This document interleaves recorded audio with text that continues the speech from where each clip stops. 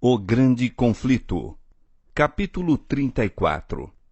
Oferece o Espiritismo alguma esperança? O ministério dos anjos, conforme é apresentado nas Escrituras Sagradas, é uma verdade deveras confortadora e preciosa a todo seguidor de Cristo. Mas o ensino bíblico acerca deste ponto tem sido obscurecido e pervertido pelos erros da teologia popular.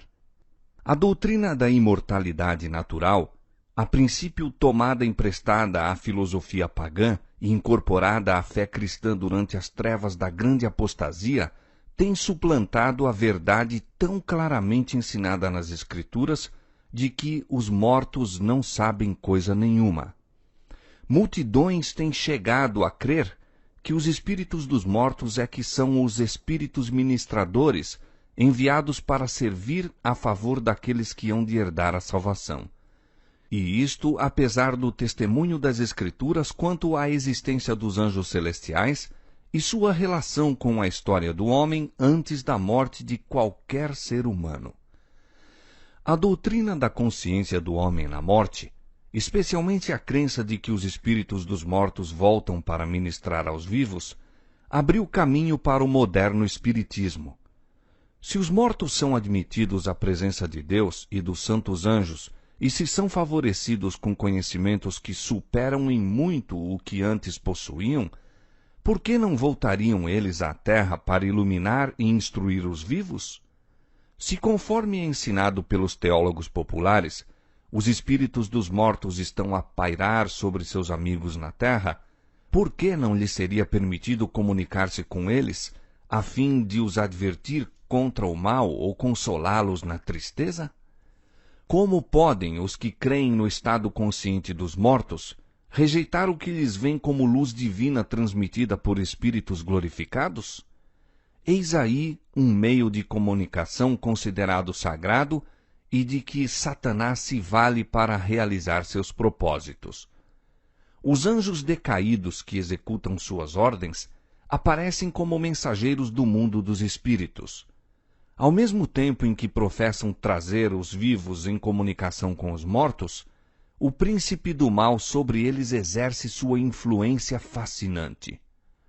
Ele tem poder para fazer surgir perante os homens a aparência de seus amigos falecidos. A contrafação é perfeita. A expressão familiar, as palavras, o tom da voz são reproduzidos com maravilhosa exatidão. Muitos são consolados com a afirmativa de que seus queridos estão gozando a ventura celestial e, sem suspeita de perigo, dão ouvidos a espíritos enganadores e doutrinas de demônios.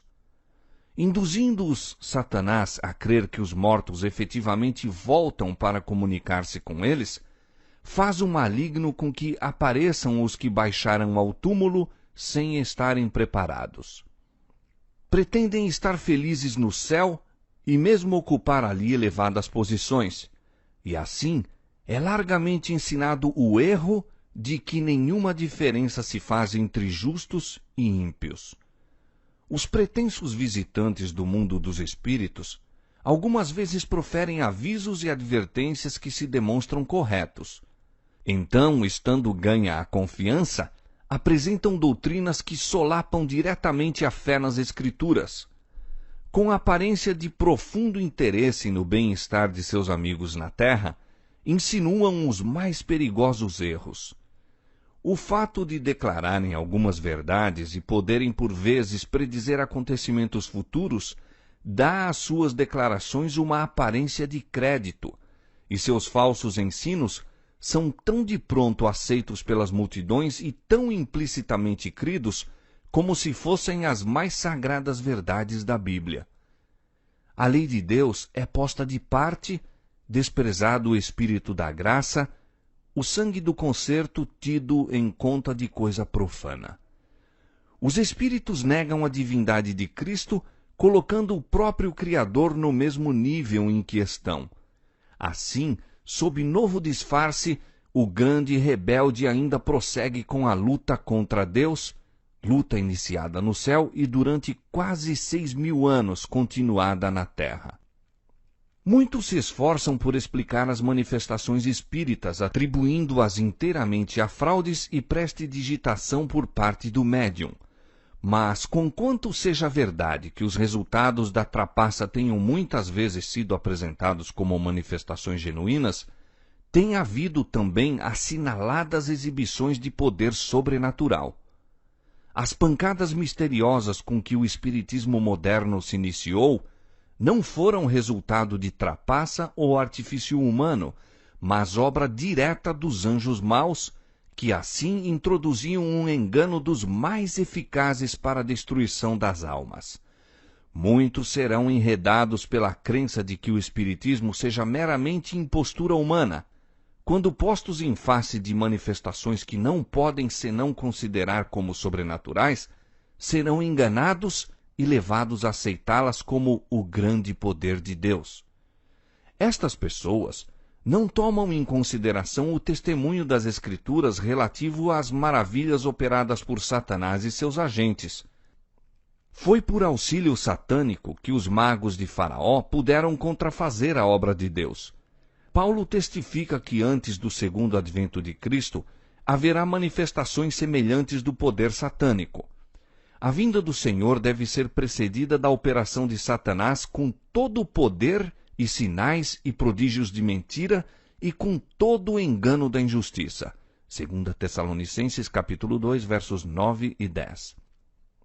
E o apóstolo João, descrevendo o poder efetuador de prodígios que se manifestará nos últimos dias, declara: faz grandes sinais, de maneira que até fogo faz descer do céu à terra à vista dos homens. E engana os que habitam na terra com sinais que foi permitido que fizesse. Apocalipse capítulo 13, versos 13 e 14. Não se acham aqui preditas meras imposturas. Os homens não são enganados por sinais que os agentes de Satanás têm poder para fazer, e não pelo que pretendam realizar. O príncipe das trevas, que durante tanto tempo tem aplicado na obra do engano as faculdades de seu espírito superior, adapta habilmente suas tentações aos homens de todas as classes e condições. A pessoas de cultura e educação apresenta o espiritismo em seus aspectos mais apurados e intelectuais, e assim consegue atrair muitos à sua cilada. A sabedoria que o espiritismo comunica é aquela descrita pelo apóstolo Tiago, a qual não vem do alto, mas é terrena, animal e diabólica. Tiago 3,15. Isto, entretanto, o grande enganador esconde, quando o encobrimento melhor convém ao propósito visado. Aquele que, perante Cristo, no deserto da tentação, pôde aparecer vestido com o resplandor dos serafins celestiais, vem aos homens da maneira mais atrativa como anjo de luz. Apela para a razão, apresentando assuntos que elevam, deleita a imaginação com cenas arrebatadoras, conquista a afeição por meio de quadros eloquentes de amor e caridade. Excita a imaginação a voos altaneiros, levando os homens a terem grande orgulho de sua própria sabedoria, a ponto de em seu coração desdenharem o eterno. Aquele ser poderoso que pôde levar o Redentor do mundo a um monte muito alto e mostrar-lhe todos os reinos da terra e a glória dos mesmos, apresentará aos homens as suas tentações de maneira a perverter o senso de todos os que não estejam escudados no poder divino. Como a Eva no Éden, Satanás hoje seduz os homens pela lisonja, despertando-lhes o desejo de obter conhecimento proibido, tornando-os ambiciosos de exaltação própria. Foi o acariciar estes males que lhe ocasionou a queda e por meio deles visa conseguir a ruína dos homens. Sereis como Deus, declara ele, sabendo o bem e o mal. Gênesis 3:5.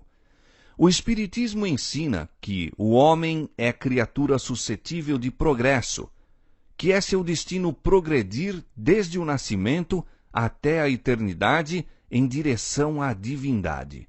E ainda, cada espírito julgará a si mesmo e não a outro.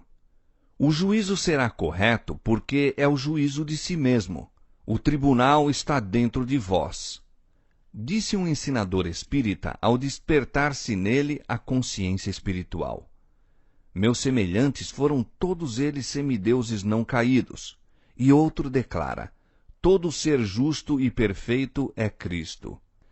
Assim, em lugar da justiça e perfeição do Deus infinito, verdadeiro objeto de adoração, em lugar da justiça perfeita de sua lei, a verdadeira norma da perfeição humana, pôs Satanás a natureza pecaminosa, falível do próprio homem, como único objeto de adoração, a única regra para o juízo ou norma de caráter.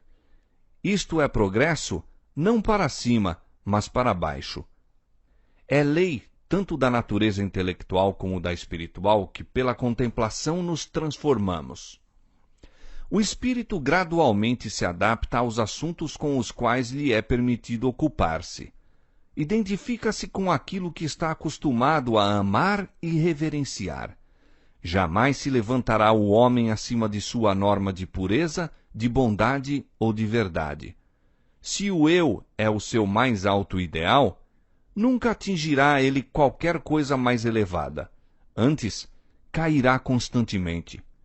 A graça de Deus unicamente tem poder para soerguer o homem. Abandonado a si mesmo, seu caminho inevitavelmente será em direção descendente. Ao que condescende consigo mesmo, ao amante de prazeres, ao sensual, apresenta-se o espiritismo sob disfarce menos sutil do que aos mais educados e intelectuais. Em suas formas mais grosseiras, encontram aqueles o que está em harmonia com as suas inclinações. Satanás estuda todo o indício da fragilidade da natureza humana, nota os pecados que cada indivíduo é inclinado a cometer e então cuida em que não faltem oportunidades para satisfazer a tendência para o mal. Tenta os homens ao excesso naquilo que em si mesmo é lícito, fazendo-os pela intemperança enfraquecer as faculdades físicas, mentais e morais. Tem destruído e está a destruir milhares por meio da satisfação das paixões, embrutecendo assim toda a natureza do homem. E, para completar a sua obra, declara por meio dos espíritos que o verdadeiro conhecimento coloca o homem acima de toda a lei, que tudo está certo, que Deus não condena e que todos os pecados que se cometem são inocentes. Sendo o povo assim levado a crer que o desejo é a mais elevada lei, que a liberdade é a libertinagem e que o homem é apenas responsável a si mesmo, quem poderá maravilhar-se de que a corrupção e a depravação proliferem por toda a parte? Multidões aceitam avidamente os ensinos que as deixam em liberdade para obedecer aos impulsos do coração carnal. As rédeas do domínio próprio são dirigidas pela concupiscência, as faculdades do espírito e da alma são submetidas às inclinações animais, e Satanás exultantemente, para a sua rede, arrasta milhares que professam ser seguidores de Cristo. Mas ninguém deve enganar-se pelas mentirosas pretensões do espiritismo. Deus deu ao mundo luz suficiente para habilitá-lo a descobrir a cilada. Conforme já se mostrou, a teoria que constitui o fundamento mesmo do espiritismo está em contradição com as mais terminantes declarações das Escrituras. A Bíblia declara que os mortos não sabem coisa nenhuma, que seus pensamentos pereceram, que não têm parte em nada que se faz debaixo do sol. Nada sabem das alegrias ou tristezas dos que lhes eram os mais caros na terra. Demais, Deus proibiu expressamente toda a pretensa comunicação com os espíritos dos mortos. Nos dias dos hebreus, havia uma classe de pessoas que pretendiam, como o fazem os espíritas hoje, entreter comunicação com os mortos.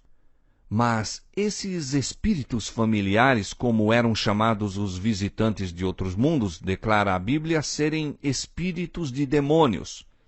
Compare Números capítulo 25, versos 1 a 3, Salmo 106, verso 28, 1 Coríntios capítulo 10, verso 20 e e Apocalipse capítulo 16, verso 14. O costume de tratar com os espíritos familiares foi denunciado como abominação ao Senhor e solenemente proibido sob pena de morte. Levítico capítulo 19, verso 31 e capítulo 20, verso 27. O próprio nome de feitiçaria é hoje tido em desdém. A pretensão de que os homens podem entreter comunicações com os espíritos maus é considerada como fábula da Idade Média. O Espiritismo, porém, que conta centenas de milhares e, na verdade, milhões de adeptos, que teve ingresso nos centros científicos, invadiu igrejas e alcançou favor nas corporações legislativas e mesmo nas cortes reais. Esse grande engano não é senão o reaparecimento sob novo disfarce da feitiçaria condenada e proibida na antiguidade. Se não existissem outras provas do verdadeiro caráter do Espiritismo, bastaria ao cristão o fato de que os espíritos não fazem diferença entre a justiça e o pecado, entre os mais nobres e puros dos apóstolos de Cristo e os mais corruptos dos servos de Satanás. Representando os mais vis dos homens como se estivessem no céu, altamente exaltados, diz Satanás ao mundo: não importa quão ímpios sejais, não importa que creiais ou não em Deus e na Bíblia, vivei como vos agradar, o céu será o vosso destino. Os ensinadores espíritas virtualmente declaram: qualquer que faz o mal passa por bom aos olhos do Senhor, e desses é que ele se agrada. Ou onde está o Deus do juízo? Malaquias capítulo 2, 17. Diz a palavra de Deus: ai dos que ao mal chamam bem e ao bem mal, que fazem da escuridade luz e da luz escuridade. Isaías capítulo 5, verso 20. Os apóstolos, conforme os personificam esses espíritos de mentira, são apresentados contradizendo o que escreveram sob a inspiração do Espírito Santo quando estavam na terra. Negam a origem divina da Escritura Sagrada, estando assim a demolir o fundamento da esperança cristã e a extinguir a luz que revela o caminho do céu. Satanás está fazendo o mundo crer que a Escritura Sagrada é mera ficção, ou ao menos um livro apropriado às eras primitivas, devendo hoje ser considerado com menosprezo ou rejeitado como obsoleto. E para substituir a palavra de Deus, exibe as manifestações espíritas. É este um meio inteiramente sob seu domínio. Mediante ele é-lhe possível fazer o mundo acreditar o que lhe aprouver. O livro que deve julgar a ele e a seus seguidores lança-o à obscuridade, precisamente o que lhe convém. O Salvador do mundo, ele o representa como sendo nada mais que homem comum. E assim como a guarda romana, que vigiou o túmulo de Jesus, espalhou a notícia mentirosa que os sacerdotes e anciãos lhes puseram na boca para negar sua ressurreição, os que creem em manifestações espíritas procuram fazer parecer que nada há de miraculoso nas circunstâncias da vida de nosso Salvador. Depois de procurar desta maneira por Jesus à sombra, chama atenção para os seus próprios milagres, declarando que estes excedem em muito as obras de Cristo. É verdade que o Espiritismo hoje está mudando a sua forma e ocultando alguns de seus mais reprováveis aspectos, reveste-se de aparência cristã. Mas as suas declarações pela tribuna e pela imprensa têm estado perante o público durante muitos anos e nelas o seu verdadeiro caráter se acha revelado. Estes ensinos não podem ser negados nem encobertos. Mesmo em sua forma atual, longe de ser mais tolerável do que o foi anteriormente, é na verdade um engano mais perigoso, por isso que mais sutil. Embora antes atacasse a Cristo e a Escritura Sagrada, hoje professa aceitar a ambos. Mas a Bíblia é interpretada de molde a agradar ao coração não regenerado, enquanto suas verdades solenes e vitais são anuladas. Preocupa-se com o amor, com o principal atributo de Deus, rebaixando-o, porém, até reduzi-lo a sentimentalismo enfermiço, pouca distinção fazendo entre o bem e o mal. A justiça de Deus, sua reprovação ao pecado, os requisitos de sua santa lei, tudo isto é posto de parte. O povo é ensinado a considerar o Decálogo como letra morta. Fábulas aprazíveis, fascinantes, cativam os sentidos, levando os homens a rejeitar as sagradas Escrituras como o fundamento da fé. Cristo é tão verdadeiramente negado como antes, mas Satanás a tal ponto cegou o povo que o engano não pode ser discernido. Poucos há que tenham justa concepção do poder enganador do Espiritismo e do perigo de colocar-se sob sua influência. Muitos se intrometem com ele simplesmente para satisfazer a curiosidade. Não têm realmente nenhuma fé nele e encher-se-iam de horror ao pensamento de se entregarem ao domínio dos espíritos. Aventuram-se, porém, a entrar no terreno proibido e o poderoso destruidor exerce a sua força sobre eles contra a sua vontade. Uma vez induzidos a submeter a mente à sua direção, segura-os ele em cativeiro. É impossível pela sua própria força romperem com o fascinante e sedutor encanto. Nada, a não ser o poder de Deus, concedido em resposta à fervorosa oração da fé, poderá livrar essas almas prisioneiras. Todos os que condescendem com traços pecaminosos de caráter, ou voluntariamente acariciam um pecado reconhecido, estão a atrair as tentações de Satanás. Separam-se de Deus e do vigilante cuidado de seus anjos. Apresentando o maligno seus enganos, estão indefesos, tornando-se presa fácil. Os que assim se colocam em seu poder não compreendem onde terminará seu caminho. Tendo-os subjugado por completo, o tentador os emprega como agentes para levar outros à ruína. Diz o profeta Isaías: quando vos disserem, consultai os que têm espíritos familiares e os adivinhos que chilreiam e murmuram entre dentes, não recorrerá um povo ao seu Deus? A favor dos vivos interrogar-se-ão os mortos? À lei e ao testemunho. Se eles não falarem segundo esta palavra, nunca verão a alva. Isaías 8, 19 e 20. Se os homens tivessem estado dispostos a receber a verdade tão claramente apresentada nas Escrituras, concernente à natureza do homem e ao estado dos mortos, veriam nas pretensões e manifestações do Espiritismo a operação de Satanás com poder, sinais e prodígios de mentira. Mas ao invés de renunciar à liberdade tão agradável ao coração carnal, assim como aos pecados que amam, as multidões fecham os olhos à luz e prosseguem em seus caminhos, sem tomar em consideração as advertências, ao mesmo tempo em que Satanás lhes tece em torno as suas armadilhas, fazendo-os presa sua. Porque não receberam o amor da verdade para se salvarem, Deus lhes enviará a operação do erro, para que creiam a mentira. 2 Tessalonicenses capítulo 2, versos 10 e 11.